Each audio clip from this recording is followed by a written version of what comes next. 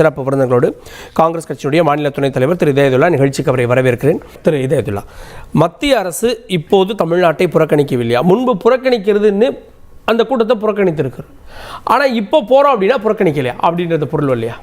நல்ல கேள்வி. திரு நாகராஜ் முதல்வர் ஸ்டாலின் டெல்லிக்கு போகிறத நிதி ஆயோக்கில் கலந்துக்கிற பாராட்டேன்றாரு. அந்த ஒன்றை சொல்லிட்டாரு. ரெண்டாவது, அங்கே போகிறவர் குடும்ப நலனுக்கு போகிறாருன்னு சொல்கிறாரு. அவர் தான் சொல்கிறாரு. நான் கேட்குற கேள்வி, அப்படி குடும்ப நலனில் ஏதாவது தவறு செஞ்சால் அங்கே போய் பார்த்தா இவங்க ஞான ஸ்நானம் பண்ணி விட்டுருவாங்களா? சரி பண்ணிடுவாங்களா? இல்லை எடப்பாடியை கடந்த மாதம் பார்த்து கூட்டணி அமைச்சவங்க அவரை ஒதுக்கிட்டு திமுகவுடைய கூட்டணி ஏற்க தயாராக இருக்காங்களா? நான் கேட்குற கேள்வி. அப்போ நான் கேட்குற ஒரு முதல்வர் போறாரு. நான் கேட்குற கேள்வி இல்லை, நீங்கள் சொன்னீங்க இல்லையா, உங்களை பார்த்தா நீங்கள்லாம் சரி பண்ணி கொடுத்துருவீங்களா? போன உடனே என்ன திமுகவில் அவ்வளவு ஊழல் இருக்குன்னு வச்சுக்க உதாரணமா, அதை பூரா நீங்கள் சரி பண்ணி கொடுத்துருவீங்களா? அப்போ அப்படிப்பட்ட இடத்துல தான் நீங்கள் இருக்கீங்களா? யார் தவறு பண்ணாலும் உங்களை போய் பார்த்துட்டா உடனே சரியாயிருவீங்களா? நீங்கள் உங்களுக்கு எதிராக நீங்களே விரல் நீட்டும் போது 3 விரல் உங்களை நீட்டி இருக்குன்னு கொஞ்சம் பார்த்துங்க. மூணாவது, திரு எடப்பாடியார் ஒன்று சொல்கிறாரு, வெள்ளை கொடியை காட்டிட்டு போகிறாருங்கிறாங்க. நான் அவரை கேட்குறேன், வெள்ளை கொடை வெள்ளை கொடை இருக்கட்டும், கொடியை இப்போ இவர் போன உடனே இவர் ஏதோ ஆசையில் இருக்காரா? பிஜேபியில இருந்து நம்ம வெளியே வரணும், திமுக பிஜேபியில் போய் கூட்டணி சேரணுங்கிற ஆசையில் இருக்காரா? அப்போ என்ன அர்த்தம்? அதாவது மல்லாக்கப்படுத்திக்கிட்டு எச்சிய துப்புற கதை தான் இந்த கதை. நான் கேட்குறேன், அவர் போறவர் ஒரு முதல்வராக போறாரு. யார் போறா? முந்தைய காலகட்டங்களில் காரணங்களை போறா கலைராசன் அடுக்குனாரு இந்தந்த காலத்தில். இப்போ ஏன் போறாருங்கிறது இப்பவும் நான் சொல்றேன். ஒன்றிய அரசை எக்ஸ்போஸ் பண்ண போறாரு. நாளைக்கு இந்த வருஷம் போறாரு, அடுத்த வருஷம் தேர்தல் இருக்கு. இப்போ போய் கேட்கிறாரு. எப்படி போய் இப்படி நிலையில கேட்கிறாரு தெரியுமா? உச்ச நீதிமன்றத்தில் ஒன்றிய அரசு மேல ஒரு வழக்கை போட்டு இந்தியாவில் இருக்கக்கூடிய பிற மாநில முதல்வர்கள், பாஜக அல்லாத முதல்வர்களுக்கு ஒரு தெம்ப உருவாக்குற மாதிரி அவர் என்ன செய்தார்? ஒரு வழக்கை போட்டுட்டு இதுவரை இந்த மாதிரி ஒரு காரணத்துக்கு எந்த ஒரு அரசுமே உச்ச நீதிமன்றத்தில் வழக்கு போடல. இந்த முதல்வர் வழக்கையும் போட்டுட்டு அங்கே நேர போறாரு. இவங்கெல்லாம் இந்த நேரத்தோ இன்னைக்கு சர்க்காரியா கமிஷனையும் கலைஞர் பார்த்தாரு. 10 பாலத்துக்கு ஊழல் செல்வி ஜெயலலிதா அவர்கள் அன்னைக்கு இவங்க மேல போட்டாங்க இல்லையா, கலைஞர் மீதும் திரு ஸ்டாலின் மீதும் போட்டாங்க இல்லையா, அதையும் இவங்க பார்த்தவங்க. இவங்க மேல அதிகமான ஆண்டுகள் ஆட்சி புரிந்த அதிமுக நினைச்சிருந்தா ஊழல்ல கலைஞர் சிக்க வச்சிருக்க முடியும், ஊழல்ல முதல்வர் ஸ்டாலினை சிக்க வச்சிருக்க முடியும். இதெல்லாம் இவங்களால ஆட்சியில இருந்தே செய்ய முடியாது. அதாவது கூரை ஏறிய கோழி பிடிக்க முடியாதவங்க இவங்களுடைய வானத்தகிரி வைகுண்டத்தை காப்பாங்க. நான் கேட்கிற கேள்வி ரொம்ப சிம்பிளுங்க. இவர் போறாரு, நிதி ஆயோக்ல என்ன நடக்க போகுதுன்னு பார்ப்போம். இவர் ஒன்றும் நாளைக்கு 4 கார்ல போய் பயணிக்க போறது இல்லை. நான் டெல்லிக்கு அலுவலகத்தை பார்க்க போறேன்னு சொல்லிட்டு இவரை போய் பார்க்க போல, உள்துறை அமைச்சரை பார்க்க போல. அதுலதான் சந்தேகத்தை கிளப்புறாங்க. நான் சொல்லி முடிச்சுக்கிறேன், ஒன்றும் இல்லை. அதிமுக நல்லா சொல்லிட்டு அம்மையார் ரொம்ப நல்லா பேசக்கூடியவங்க தான். நான் கேட்கிற கேள்வி, இன்றைக்கு முதல்வர் போறாரு, ஒரு முதல்வரா போறாரு, திமுகவுடைய தலைவரா போல. அன்னைக்கு திரு எடப்பாடி என்ன போனார்? முதல்வரா போனாரா? போகும்போது ஒரு அதிமுகவுடைய செயலாளரை போய் தான் கூட்டு வைக்க முடியும். அடுத்த நிமிஷமே கூட்டணி அனௌன்ஸ் பண்றாரு.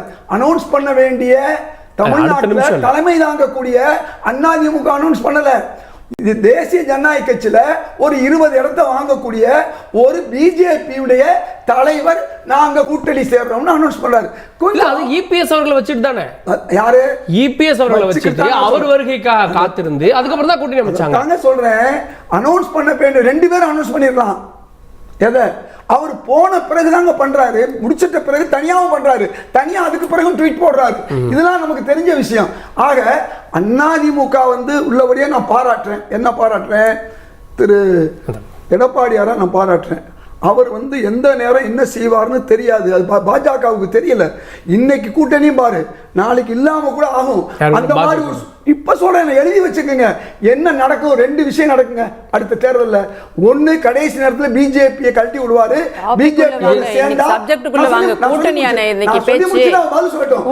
நடக்க போகுதுன்னு நான் சொல்ல வர்றேன். 2 விஷயம் அவருக்கு ஆப்ஷன் இருக்கு. எந்த சூழ்நிலையில என்ன செய்வாரு அப்படிங்கிற விஷயத்தை நமக்கு தெரியாது. நாளைக்கு அவருடைய சூழல் இன்னைக்கு பாஜகவுடைய எதிராக போலாம். 2வது எப்படி செய்யலாம்? நாங்கள் தாவேகாவோட கூட்டு எங்களோட கூட்டு, அவங்க வந்து பிஜேபியோட ஓபிஎஸ் கூட்டு, திரு நிச்சயமா இன்னைக்கு வரையும் கூட்டணி குழப்பம் இருக்கு. இதை எப்படி செய்வாங்க தெரியுமா? இதுக்கு முன்னால நடந்திருக்கு.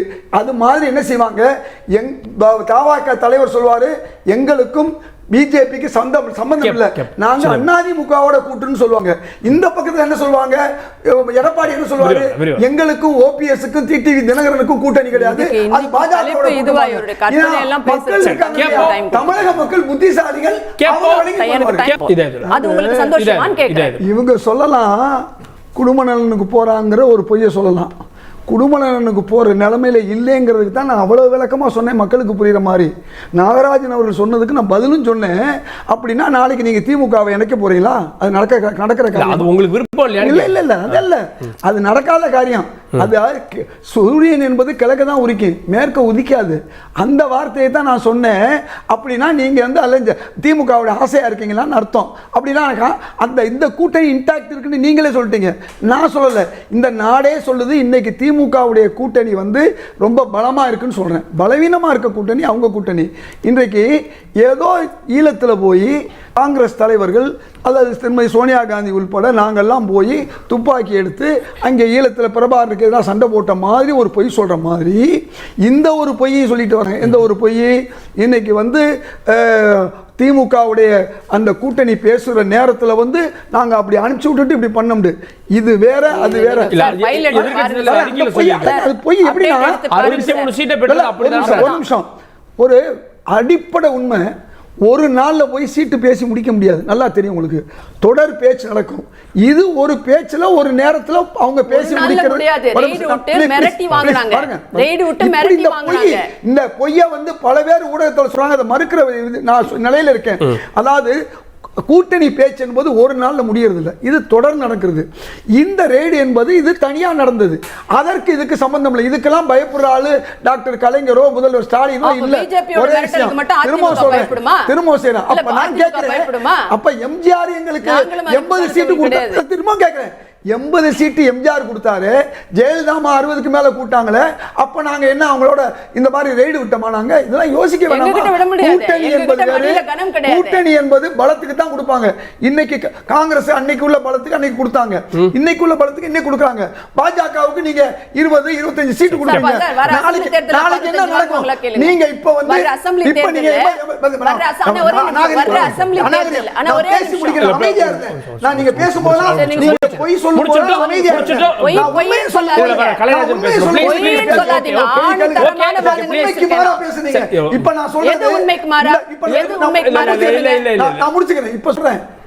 உலகத்துக்கே தெரியும் திரு எடப்பாடியார் எதுக்கு போனாரு, அங்க போயிட்டு என்ன நடந்துச்சுன்னு தெரியும். என்ன நடந்துச்சு? கூட்டணி முடியாச்சு. ரொம்ப சிம்பிள். கூட்டணியே இல்லைன்னு சொன்ன 26 மட்டும் இல்ல, எதிர்காலத்துல கூட்டணியே இல்லைன்னு செல்வி ஜெயலலிதா சொன்னாங்க இல்லையா? இனிமே நாங்கள் வந்து பாஜகவோட சேர மாட்டோம் சொல்லிட்டு அவங்க சேர்ந்தாங்க இல்லையா?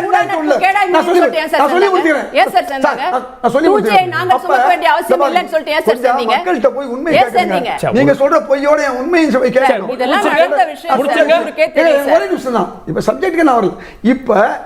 உலகத்துக்கு தெரியும் எடப்பாடியார் ஏன் போனாரு, அதனுடைய அவுட்கம் என்ன எல்லாருக்கும் தெரியும். கூட்டணி உருவாச்சு. நாளைக்கு முதல்வர் போறாரு, நாளைக்கு என்ன செய்வாரு? அதுவும் வழக்கு போட்டுட்டு போறாரு. இந்த 2100 கோடியை வந்து ஒண்ணு நாளைக்கு நிர்மலா சீதாராமன் ரிலீஸ் பண்ணணும். இல்லைன்னு சொன்னா என்ன நடக்கும்? நிதி ஆயோக்ல இருந்து வெளிநடப்பு செய்தாலும் செய்வார். ஏன்னா அவர் இந்த ஒன்றிய அரசுக்கு இன்னைக்கு இருக்கக்கூடியவர். ஆர்எஸ்எஸ் பலமா இருக்கிறவர் ராகுல் காந்திக்கு அடுத்து முதல்வர். பிஜேபியை கடுமையா இருக்கிறவர் முதல்வர். நிச்சயமாக அவர்களுக்கு பணிந்து போக மாட்டார். அதுல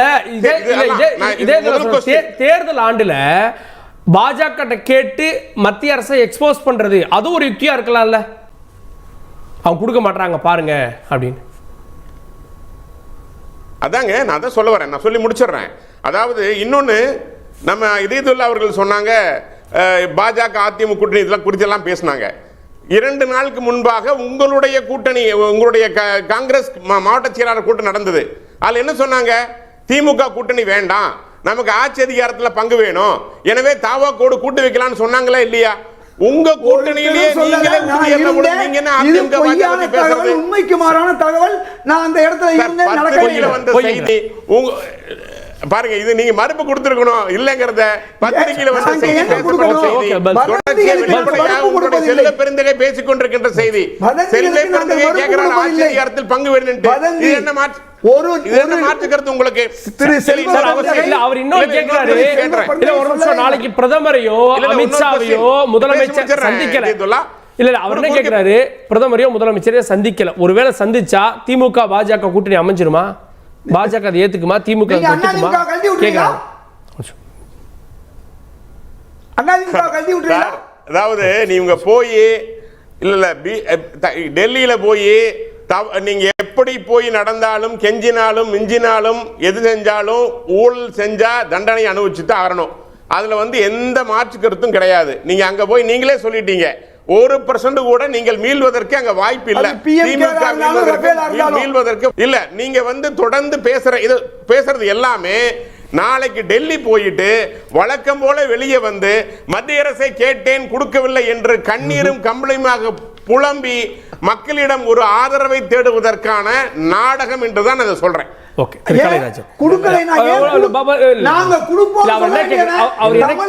தமிழ்நாட்டுக்கு நாங்க நிதியை கொடுப்போம். தமிழ்நாட்டு பிஜேபி சொல்ல முடியல. என்ன கேக்குறாங்க சார்? அவர் ஒரு வார்த்தை சொன்னாரு, அந்த வார்த்தை எடுத்து அவர் வரவே இன்னைக்கு இருக்க திமுகவுக்கும் மாநில உரிமைக்கு சம்பந்தம் இல்ல. இவர் அத்தனை முறை சொன்னாங்க, போனாங்க முரசொலி